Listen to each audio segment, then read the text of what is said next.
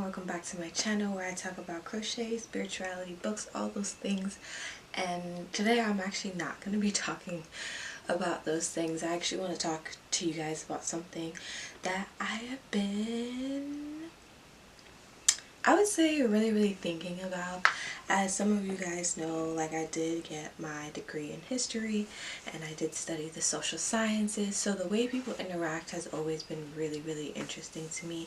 I'm also a teacher and an educator, so basically saying that I care a lot about society, and a part of me is talking about society and societal changes, and which is why I wanted to create this video based on the title, to think about ways that we could kind of better our mindset as we are going through our lives.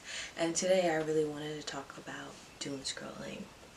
Now, what is doom scrolling? Doom scrolling, bed rotting, whatever it is you want to call it, it's basically scrolling consistently on social media for long periods of time.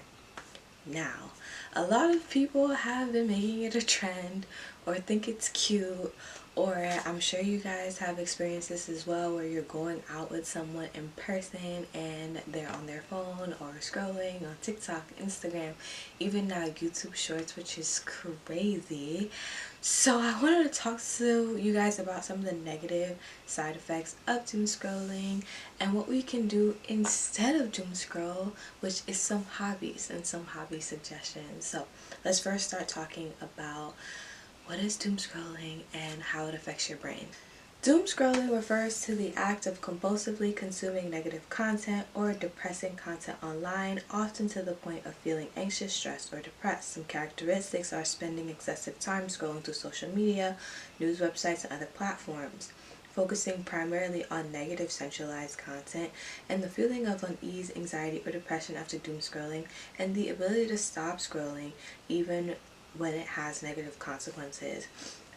So something that I always find really interesting about this topic of doom scrolling is the idea that, like, the content is just you just keep going. And I also find it interesting that, like, nowadays, I'm sure you guys have noticed this too, like in public, when you're at a doctor's office, literally everyone is on their phones scrolling. Like, train, everyone's on their phones scrolling. Anywhere that you go, it's like you wonder if people are truly present because they are scrolling. And I think that a lot of the time scrolling is caused by social media addiction. You're afraid of feeling the feeling of left out. You're afraid of not having something to stimulate your brain. And this could also be a sign of dopamine addiction. So what is dopamine? Dopamine is a neurotransmitter, a chemical messenger in the brain that plays a crucial role in various psychological and sociological functions. And then a dopamine addiction is a condition where a person becomes dependent on activities or substances that cause a constant release of dopamine, the brain's feel-good chemical. And I think that because we are in such a time of distress, especially after COVID, we don't really know how to accumulate back to daily life. As a teacher, I saw it with my students. Like, my students did not know how to communicate. They did not know how to emotionally regulate because core years of their life was being spent at home scrolling, seeing lives that influencers basically want you to see. And I think that that's also very important. Like, whoever influencer that you have, you might think that, oh, like, this influencer is raw, this influencer is real, like, I can trust them. Not saying that that's not true, but you should also keep in mind that, just like this video, it's a script. I turned on the camera, I put lighting on, and I created a script for my content, for my viewers. So I do think that it's very important to be mindful of those things, as it's not as real as you think it is on social media. People are curating an image, a story for you to see. Okay? So what are some negative effects of this doom scrolling, social media addiction? What is it doing to our... So some effects of doom scrolling are increases the stress hormone, reinforces negative thoughts. So for those of us that are healing through our trauma processes, or for those of us that are working through something that maybe we experienced as a childhood, and correct me if I'm wrong, that algorithm, especially on TikTok, knows you well, because it'll show you TikToks of people making fun of your trauma, or being like, oh, this happened to me when I was little, I'm so cute. And it's like, well, now I'm kind of sad because I wasn't even thinking about this, and now I'm thinking about it, and like, should I be watching more of this content, or should I actually be healing? It exhausts the brain, and a lot of that is because of that constant dopamine hit. Your brain is tired, you feel sluggish. It affects your mental health by increasing the feelings of depression and anxiety, sleep problems. A lot of people who have social media addictions or are doom scrolling very often usually have a hard time sleeping, and that's likely because of blue light symptoms. Isolation, and that's the saddest part for me, isolation and like lower self-esteem. I really think that as a society we have messed up. Like, I genuinely feel like, and this is just my humble opinion, like in the 90s when we had that supermodel culture and everyone was trying to be skinny, it wasn't as severe as I feel like now, because it's not just your body, it's about your lifestyle, the way your house looks, the way you raise your children, the way you have pets. Every single thing in your life is affected now by an ideal image that you've seen on social media, regardless if you think about it or not. I know for a fact, me, I was always really clean. I always liked having a clean home. But then seeing these YouTubers have like these very clean aesthetic homes every single day, it's like I'm fighting to have that clean home every single day. So I definitely feel like it can alter your expectations about what you think is normal and what you think is important. And I think that's very, very dangerous, as we all have different walks of life, and I definitely feel like we could do a little bit better on creating a life that we want rather than base it on someone else. Remember, they turned on the camera and told you to, and remember, they turned on the camera and showed a specific area of the life that they wanted you to see. That doesn't necessarily mean that it's real. Okay? And then the last one, of lowering self-esteem. Man, like, all of my friends, and I'm sure that you all see it too, like, you see a video of someone cheating, and then people suspect that their spouse is cheating, or X, Y, and Z, or someone looks like this, and then, you want to know what kills me the most about social media? And trust me, like, I've done it too, so I'm not higher than thou, like, without any means, is that someone posts like a makeup tutorial, for example, and then someone buys the makeup product and then expects it to look the same way. You got scammed. I'm not saying that you got scammed, but you were definitely sold a dream, okay, for sure. And that happens so often, where people are showing their bodies and like showing what their outfits are wearing, or showing whatever gadget works for them, but they are specifically telling you, not all influencers, the good that it's doing for them, so that you can think, oh, okay, so it's doing good for me too, so if I get this project, I'll be just as happy as this influencer. And that's not the case. You and that influencer live very, very different lives. What's great for them might not be great for you, so do not listen to every single thing that you have on the internet. I literally tell my students this all the time, because they were buying things off Temu left and right, because somebody on TikTok told them to. I said, guys, did the gadget break in 2 weeks? Yes. Okay, hello, what are we doing here? What are we doing here? What are we literally doing? Anyway, so let's switch this up. Let's talk about what we could be doing instead, which is our hobbies. So why exactly are hobbies important? Let me tell you.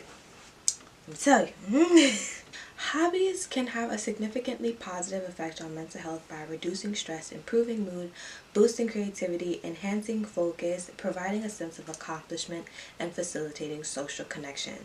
Some benefits is stress relief. Notice how it's the opposite. Notice how it's the opposite of what we saw with dopamine.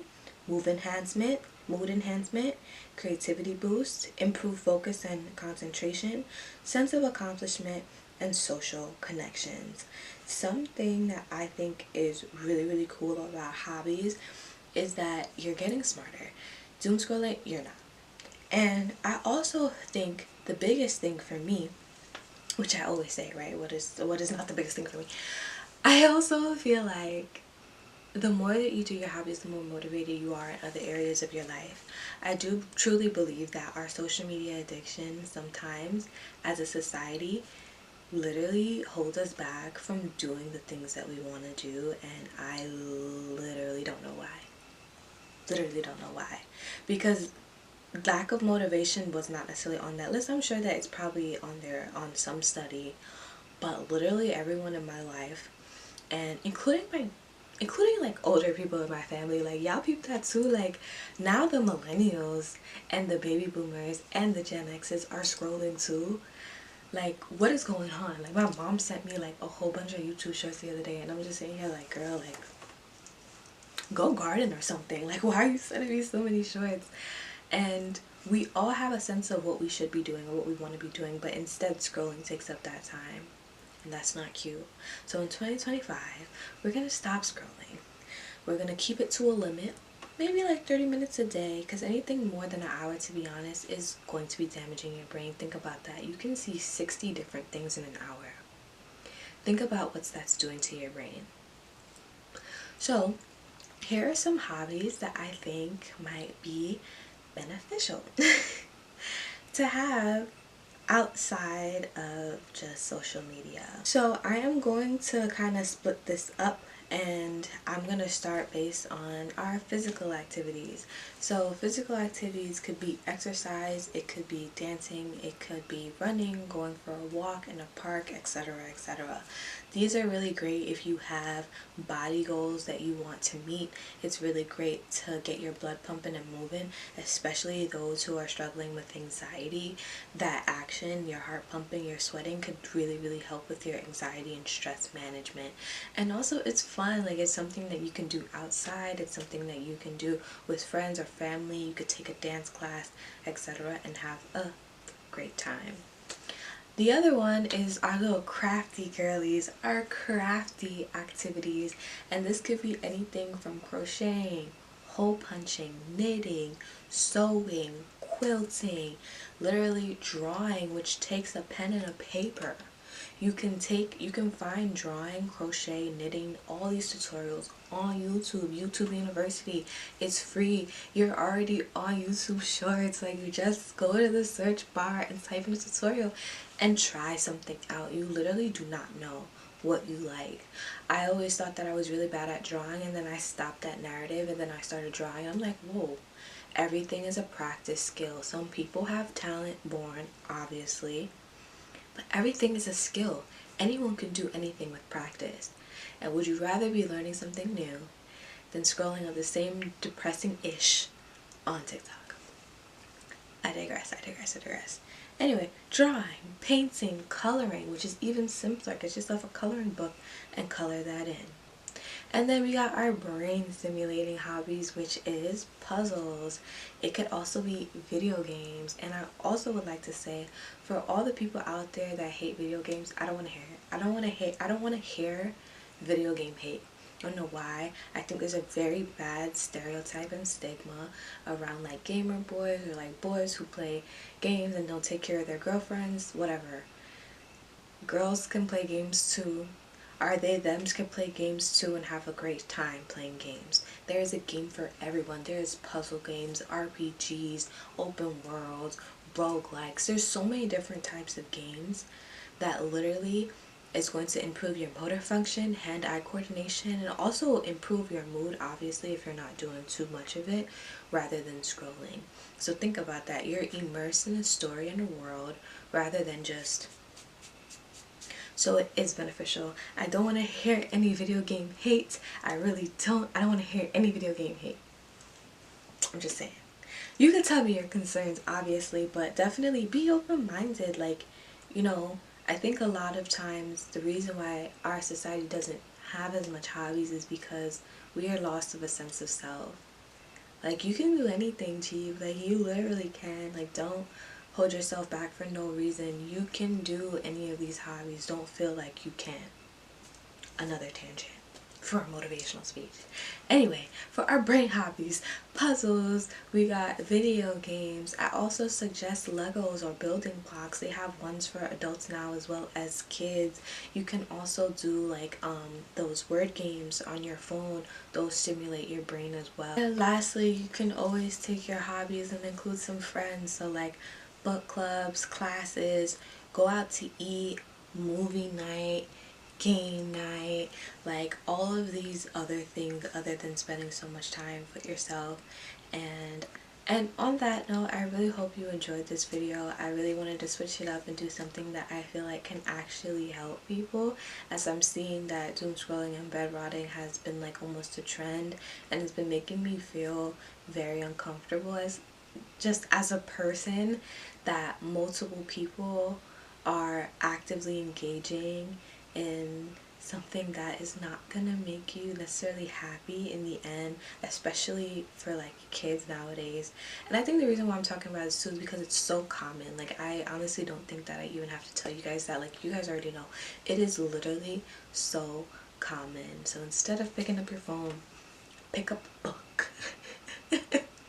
Pick up a crochet project, hop on a game, because I can guarantee you that you'll likely feel way more fulfilled and way more better about yourself afterwards. And with that said, my name is Brianna. If you like this video, please like, comment, and subscribe, and I'll see you in the next one.